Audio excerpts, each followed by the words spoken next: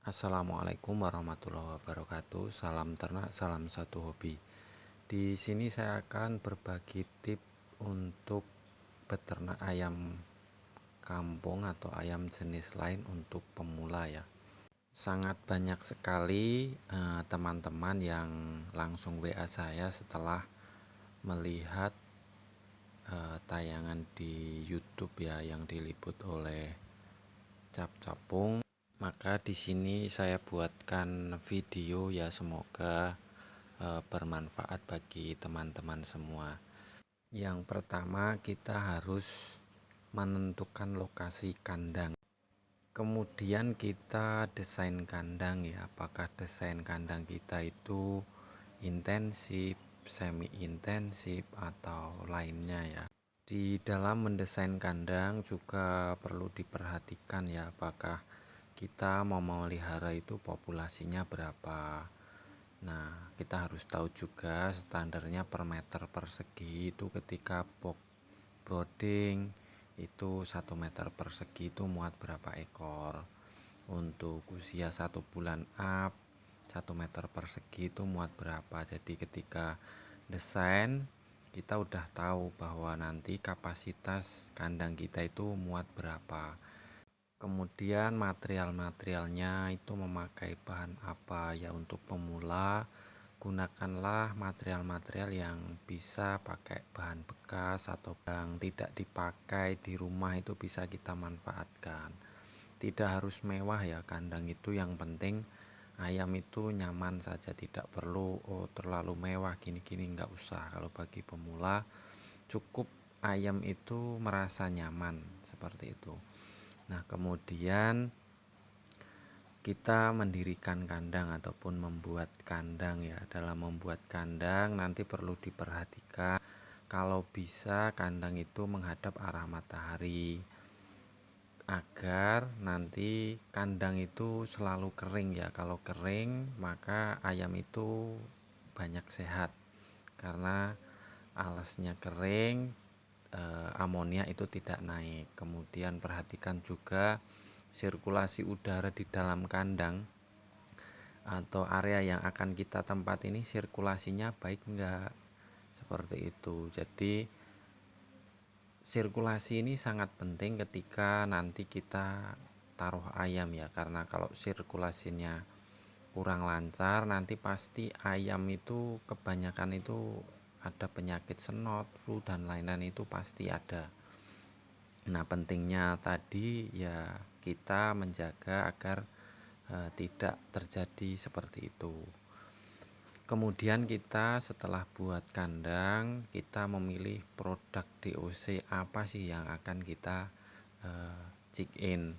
Nah, di sini saya sarankan teman-teman untuk memilih DOC ataupun ayam yang laku di marketnya daerahnya masing-masing. Nah, nanti ketika kita sebagai pemula, kita tidak akan pusing ketika kita menyesuaikan market yang ada di sekitar kita. Kalau kita memaksakan jenis ayam baru tidak sesuai dengan market yang ada di daerah kita, kita harus memasarkan produk itu dengan waktu, dengan nyari pasarnya seperti itu, karena masing-masing daerah itu mempunyai segmen pasar yang berbeda. Kemudian kita juga perlu tahu ya FCR ayam yang mau kita pelihara itu berapa. Dengan kita tahu konsumsi pakan per ekornya sampai panen itu berapa kilo, kita menjadi tahu bahwa modal yang akan kita keluarkan untuk si ayam yang mau kita pelihara seumpama 100 ekor, per ekornya membutuhkan 3 kilo. Berarti kita harus siapkan 300 kilo pakan. Dan jadi jangan sampai kita check in 100 ekor tapi dana kita tidak mencukupi untuk membeli pakan 100 ekor. Nah, nanti itu pasti di tengah jalan jadi masalah lah. Ayam udah setengah jalan akhirnya pakai pakan yang enggak jelas, akhirnya ayamnya jadi kurus, nyilet.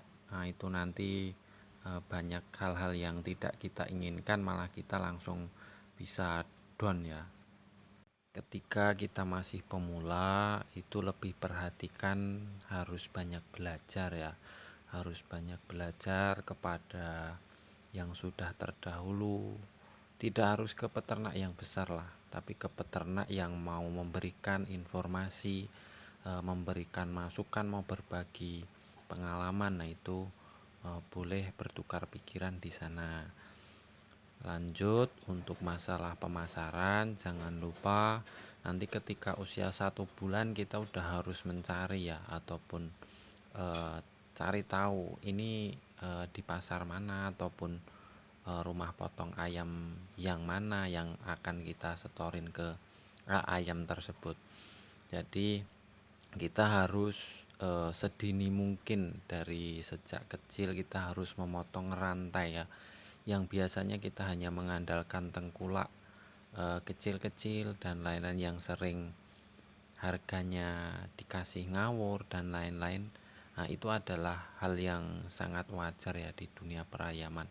Dengan masalah seperti itu kita harus berpikir bagaimana agar si ayam ini diterima paling tidak ke rumah potong ayam atau langsung ke end user seperti rumah makan. Perlu diketahui ketika kita sudah menyaplai ke tingkat rumah makan, itu biasanya kita tantangannya adalah kuantiti, karena rumah makan itu membutuhkan ayam setiap hari. Nah nanti tinggal setelah kita dapat marketnya, tinggal kita atur bagaimana kuantiti itu dapat kita penuhi. Kembali lagi, karena kita masih pemula, maka kita lebih baik untuk awal belajar itu tidak usah banyak-banyak ya. Tidak usah banyak-banyak, kita cukup 50-100 ekor saja untuk tahu si karakter ayam ini seperti apa, makannya seperti apa, perawatannya seperti apa, kemudian tingkat kematiannya seperti apa, kalau ada penyakit itu nanganinya seperti apa. Bila mana hal-hal tersebut mampu ditangani, maka bolehlah untuk meningkatkan kapasitas pembesarannya, yang dulu 50 jadi 100 dan sebagainya, itu boleh.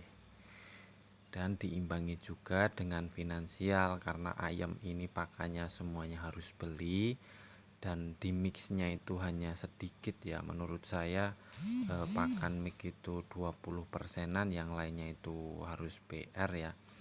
Maka kita juga harus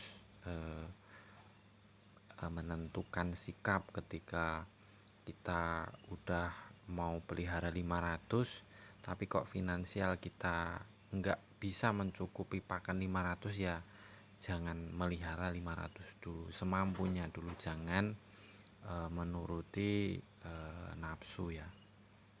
Ketika menemukan kendala, mengalami kegagalan, mengalami penyakit yang menimpa ayam, jangan panik ya. Kita sebagai pemula harus melewati proses itu. Jadikan proses itu sebagai pembelajaran untuk kedepannya itu lebih baik. Kalau kemarin itu kena masalah apa, nah kita cari tahu masalahnya, agar besok ketika check in lagi ataupun besarin ayam lagi itu tidak terjadi masalah seperti itu. Jadi untuk hal-hal itu bisa kita cegah ketika kita sudah pernah ngalamin ya. Kalau cuma katanya itu kadang-kadang berbeda ya. Kadang di sini ada masalah, cari obatnya, dikasih tahu, ternyata dikasih obatnya di ayam kita kok tidak sembuh. Jadi nanti hal-hal tersebut itu harus kita jalani semuanya dulu. Nanti kita akan mendapatkan apa yang pas dan tepat untuk di kita. Dan jangan lupa untuk menyiapkan atau melapisi mental kita ya.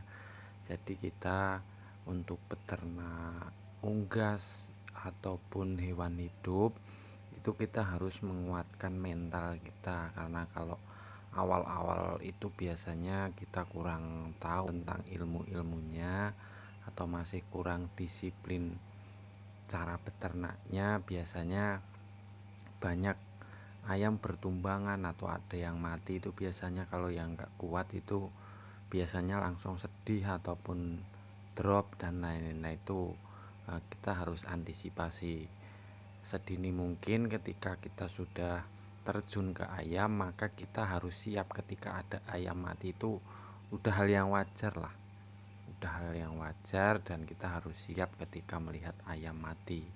Nah dengan ayam mati tersebut kita nanti akan tahu ya, tahu oh ayam ini mati karena ini dan lain-lain.